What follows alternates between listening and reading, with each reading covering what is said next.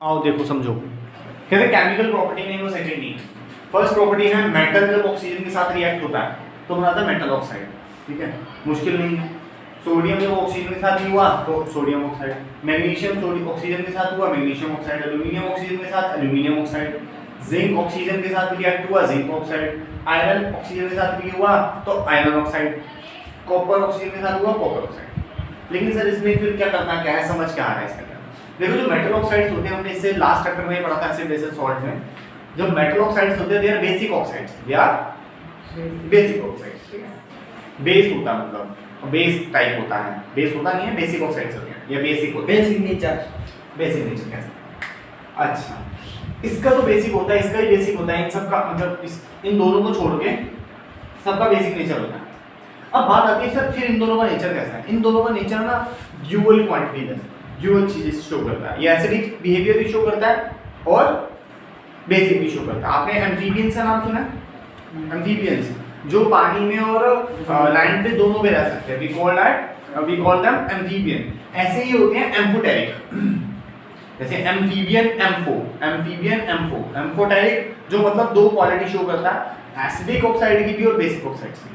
इसकी मैं एक दो रिएक्शन भी आपको करके दिखाऊंगा, लेकिन उससे पहले हम देखते हैं जो मैंने मेटल ऑक्साइड लिया उसको अगर मैं वाटर के साथ रिएक्ट करवाता हूं देन व्हाट विल गेट। अच्छा, जब मेटल ऑक्साइड को वाटर के साथ रिएक्ट करवाया वी गेट मेटल हाइड्रोक्साइड, मतलब व्हिच इज अ बेस। ऐसे ही पोटेशियम ऑक्सीजन के साथ वाटर के साथ रिएक्ट हुआ पोटेशियम हाइड्रोक्साइड। लेकिन ये बहुत ज्यादा जरूरी नहीं है कि ये कन्वर्ट होगा ही होगा, क्योंकि बहुत सारे मेटल ऑक्साइड्स होते हैं which are not soluble in water, जो पानी के अंदर मिक्स ही नहीं होते। अगर पानी के अंदर मिक्स नहीं होगा तो क्या वो हाइड्रोक्साइड बना पाएगा? जो चीज केमिकल रिएक्शन छोड़ वो उससे मिलना तक नहीं चाहता, जो उससे बात तक नहीं करना चाहता, क्या वो केमिकल रिएक्शन करे? नहीं करेगा। तो कुछ ऐसे होते हैं जो मिलते हैं, बात करते हैं, केमिकल रिएक्शन करते हैं, we call them the soluble, ठीक है, metal oxides. Soluble metal oxides होते हैं उनको बोलते हैं एल्केलीज। तो मैंने बताया था बेस दो टाइप के होते हैं। कैसे बेस होते हैं जो पानी में मिक्स हो जाते हैं उनको बोलते हैं एल्केलीज। एक ऐसा बेस होता है जो पानी के साथ मिक्स ही नहीं होता, उसके बारे में बात ही नहीं करते 9th में। हम वाटर सॉल्युबल बेसिस के बारे में बात कर रहे हैं, याद है मैंने बताया था एसिड बेसिस और चैप्टर में। तो हम कौन से वाले बेस की बात कर रहे हैं? Water soluble basis. और वो कौन होते हैं? जो ऑक्साइड्स जो हैं मेटल ऑक्साइड जब वाटर के साथ डिसॉल्व हो जाते हैं they become metal hydroxide. Is it clear till now? ऐसे ही मैग्नीशियम ऑक्साइड भी है, वाटर के साथ रिएक्ट होता है मैग्नीशियम हाइड्रोक्साइड बना देता है। अब हम लोगों ने एक आध ऐसा देखते हैं कि एल्यूमिनियम ऑक्साइड जो है या जिंक ऑक्साइड जो है ये एम्फोटेरिक ऑक्साइड होता क्या, इसका मतलब क्या होता है? ठीक है, इसको एक बार देखते हैं, चेक करते हैं कैसे ये होगा। अब हम लोग चेक कर रहे हैं कि जो एल्यूमिनियम ऑक्साइड है वो अगर एसिड के साथ रिएक्ट होता है तब भी सॉल्ट बना रहा है, अगर वो बेस के साथ रिएक्ट हो रहा है तब भी सॉल्ट बना रहा है। मतलब कि अगर मैं ऊपर देखूं तो ये एक तरह से बेसिक ऑक्साइड शो कर रहा है अपने आप को, तभी वो एसिड के साथ रिएक्ट होकर सॉल्ट और वाटर निकाल रहा है। वो याद है जब एसिड बेस के साथ रिएक्ट होता है तो क्या बनता है? सॉल्ट प्लस वाटर, याद है ना? तो इसको वैसे ही हम लोग परफॉर्म कर रहे हैं। मतलब तो बेस का है और बिना बेस अब सेकंड इसका अगर देखोगे अभी यहाँ के लिए मैंने इसको बेस माना है और इसको एसिड, तो क्या बनेगा? Salt plus water. Second case में मैंने इसको एसिड मान लिया और साथ में इसके रिएक्ट करना है बेस के, तब भी सॉल्ट प्लस वाटर। डन? तो ये हैकर है। तो ये ऐसा है जो अपनी दो प्रॉपर्टी जो करता है, एसिड की भी बेस की भी। इसका मतलब ये एम्फोटेरिक ऑक्साइड है। कैसा ऑक्साइड है? एम्फोटेरिक ऑक्साइड है। हाँ जी, डन। चलो, ऐसा ही जिंक भी है।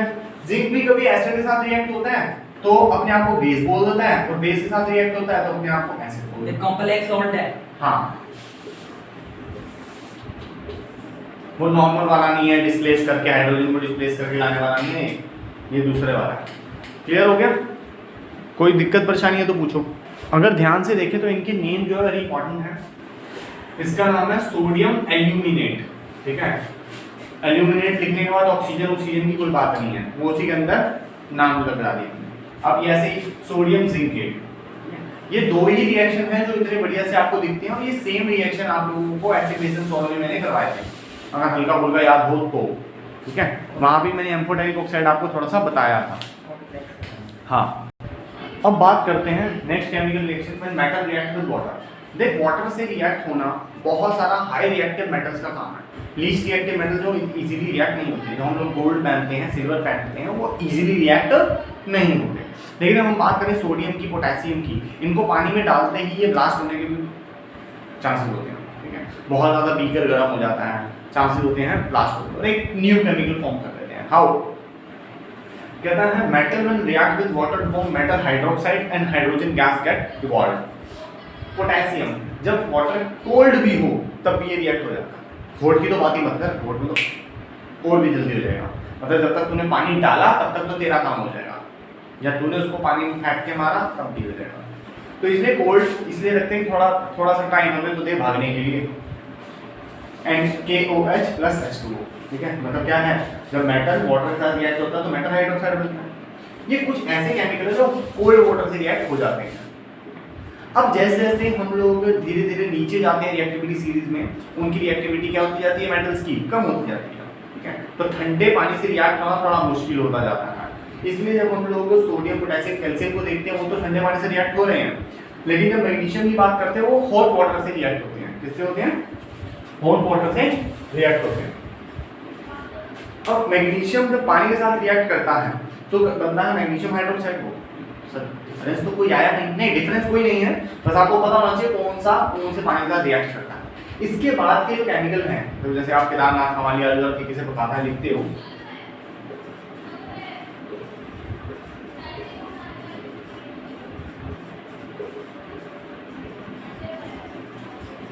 देखिए इसके अंदर जो इंपॉर्टेंट है मैं वो भी लिख देता हूँ, जो मेनली आपके उसमें यूज होने वाले हैं। ठीक है, ये